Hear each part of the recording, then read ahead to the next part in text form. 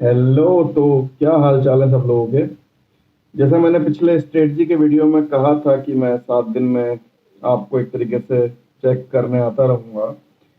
तो स्ट्रेटजी की बात तो पहले भी की थी मैंने आपसे। RRR 3 पार्ट में उसको डिवाइड किया था, रायता फैलाना, रायता समेटना और रिवीजन। ठीक है। तो लगभग रायता फैलाने का तो टाइम खत्म हो गया है। उम्मीद है आप सबने अभी तक रायता फैला लिया होगा। मीन्स रायता फैलाने का मतलब यही होता है कि आप देख रहे हैं अलग अलग सोर्सेज।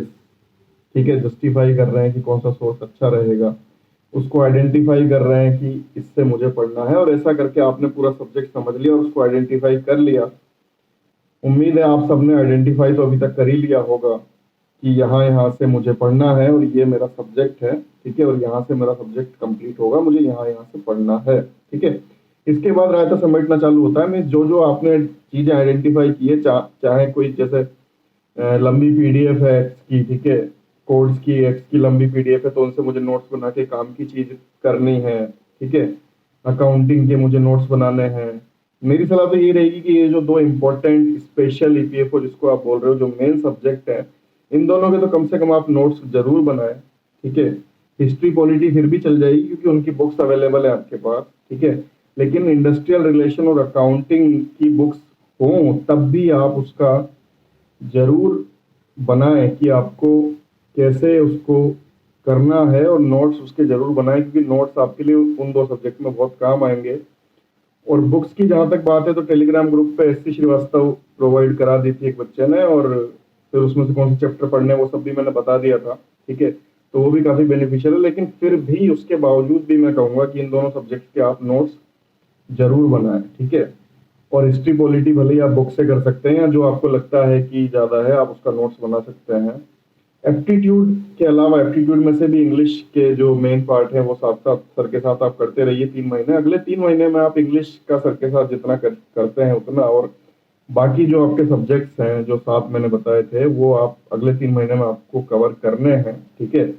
और उसके बाद में 2 महीने आपको उसका रिवीजन करना है। ठीक है। अब एक बात बहुत आती रहती है बार बार कि सर अभी से शुरू करूं तो, अभी से शुरू करूं तो पेपर किसके क्या। देखिए, मैंने पहले भी आपसे कहा है कि ये कोई 10th 12th नहीं है। ठीक है। ये कोई छोटा पेपर नहीं है और आप भी छोटे नहीं हैं। अपने आप को ये मत बोलिए कि मैं पहली बार दे रहा हूँ या मुझे एक्सपीरियंस नहीं है, कुछ नहीं। किसी भी तरीके से अपने आप को छोटा मत समझिए। जिस भी पल आपने यूपीएससी का बीड़ा उठा लिया, जिस पल भी आपने सोच लिया कि आप इस फॉर्म को भर रहे हो और पूरी ताकत से उसमें जा रहे हो, सिलेक्शन और नॉट सिलेक्शन तो आगे की बात है, उस पल से, उस दिन से आप बड़े हो गए, आपकी जो भी एज हो, ये आप मान के चलिए। और मुझसे या किसी से भी आप पूछते हैं कि सर अब तैयारी करने से हो जाएगा क्या, तो देखिए 2020 आप सब देखते हैं या मैं सब देखते हैं, तो रन 10 आवर में भी 200 बनते हैं, 20 आवर में भी 200 बनते हैं, 5 आवर में 100 का टारगेट हो वो भी अचीव होता है, और कभी 20 आवर में भी 100 रन नहीं बनते। तो ये मुझसे या किसी और से मत पूछिए कि अभी से होगा क्या। ये अपने आप से पूछिए आप कितना पढ़ सकते हैं। मैंने तो आपको जो बताया 7 से 10 इफेक्टिव आवर्स आप करिए, 3 महीने में कीजिए, फिर उसका अगले 2 महीने में 3 से 4 बार रिवीजन कीजिए, ये मैंने आपको मेरे हिसाब से बताया। ठीक है। आप क्या कर सकते हैं, कोई 15 घंटे पढ़ सकता है तो बिल्कुल हो सकता है, कोई नहीं पढ़ सकता तो नहीं हो सकता। तो ये आपके ऊपर है कि आपको कितना करना है और आपकी रन रेट क्या है। हर बीतते दिन के साथ हर एक ओवर मेड इन जाता है तो अगले आवर्स में उसकी रन रेट बढ़ जाती है। अगर आपको 6 ओवर में 90 रन चाहिए, 90, तो आपकी रिक्वायर्ड रन रेट 15 है। लेकिन अगर आपका एक ओवर मेड इन जाता है तो अगले 5 ओवर में आपको 90 रन चाहिए, आपकी जो रिक्वायर्ड रन रेट है वो सीधे 18 हो जाती है। तो ये आपको डिसाइड करना है कि हर बीतते दिन के साथ आपकी रिक्वायर्ड रन रेट क्या होनी चाहिए, और उसके लिए आपको क्या करना पड़ेगा, कितना पढ़ना पड़ेगा। आप अपने आप से पूछिए। अपने आप से पूछने का टाइम आ गया है। और जो हम पूछते हैं, ये एक्चुअली हम जो सब पूछते हैं वो हम बहाने इकट्ठे कर रहे होते हैं कि अगर हमारा सिलेक्शन इनकेस नहीं होगा तो हम किसी पे नाम लगा पाएंगे कि अरे यार उसके कहने से ही कर लिया, अरे यार उसने कहा था, अरे यार उसमें फंस गए, उसमें फंस गए। देखिए, कितने भी आप, जब रिजल्ट आ जाएगा उसके बाद कोई भी बहाना आपको इस सब से अलग नहीं कर पाएगा कि सिलेक्शन नहीं हुआ है, और अगर हो गया है तो इस सब से अलग नहीं कर पाएगा कि सिलेक्शन हुआ है। ठीक है।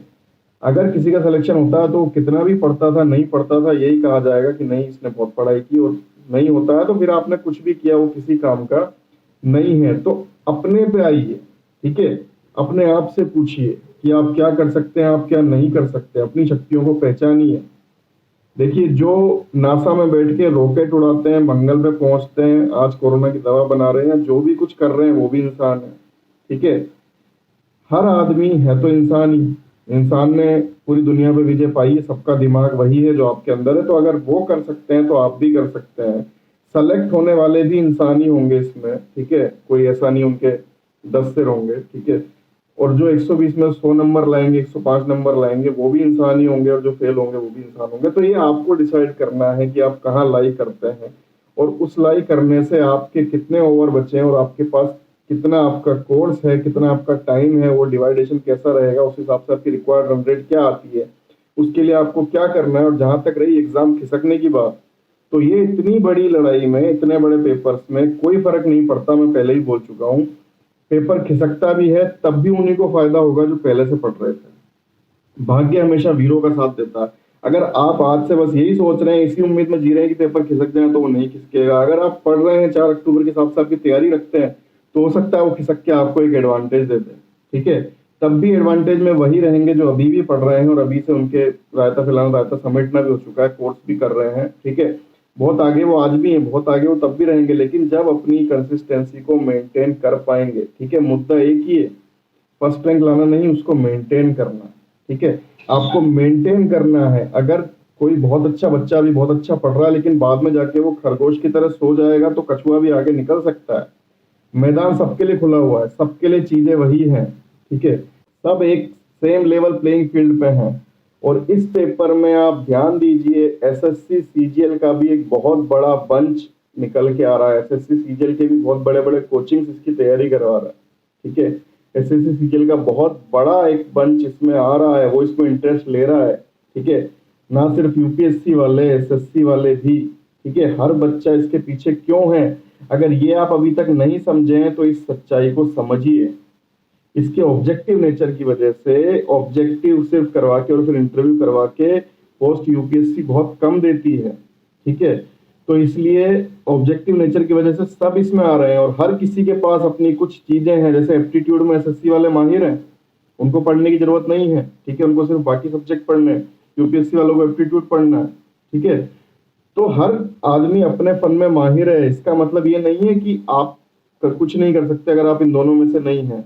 आप इन दोनों में से हो तब भी आपके लिए वही लड़ाई है, आप इन दोनों में से नहीं है तब भी आपके लिए वही लड़ाई है, क्योंकि हर आदमी के पास चीजें हैं तो उसके पास कुछ कमियां भी हैं। एसएससी वालों को यूपीएससी का इतना नॉलेज नहीं है, ठीक है। यूपीएससी वालों के अपने चीजें हो सकती है कि वो डीप में पढ़ते हैं। सबके पास अपने शस्त्र हैं और अपनी खामियां भी हैं, ठीक है। इसलिए सबके लिए सेम लेवल प्लेइंग फील्ड है। जो सबको करना है वो चीज एक ही है, कंसिस्टेंसी। पेपर कितना भी खिसके, कुछ भी हो, आपको कंसिस्टेंसी मेंटेन करनी है। और कंसिस्टेंसी के लिए मैंने हमेशा कहा है, अगर आप वो मेंटेन कर गए, अगर आप अपनी जिंदगी की सबसे बेहतरीन पारी खेल गए, तो फिर आप कोई भी खिलाड़ी हो, आप मैच जरूर जीतेंगे। आपको अपनी जिंदगी की सबसे बेहतरीन पारी खेलनी है, ठीक है। भले आप 11वें नंबर के बैट्समैन क्यों ना हो, अगर आप खेल गए, लास्ट तक खड़े रहे, तो आप जरूर जीतेंगे। रोहित शर्मा है, सहवाग है, तो बात अलग है ही, लेकिन अगर आप नहीं भी हैं और सबसे बेहतरीन पारी आप लास्ट तक खेले और रोहित शर्मा और सहवाग घमंड में रह गए, तो आप जीतेंगे। इसलिए जो सबसे इंपॉर्टेंट चीज है वो है कंसिस्टेंसी। आपका लेवल कुछ भी है, आपका बैकग्राउंड कुछ भी है, आपने आज तक क्या किया है, सबके पास वही 2 घंटे हैं। मैं फिर से कह रहा हूं, जो कंसिस्टेंसी से रहेगा और लास्ट तक उस काम को करेगा, वही जीतेगा, ठीक है। वही आपको फॉलो करना है।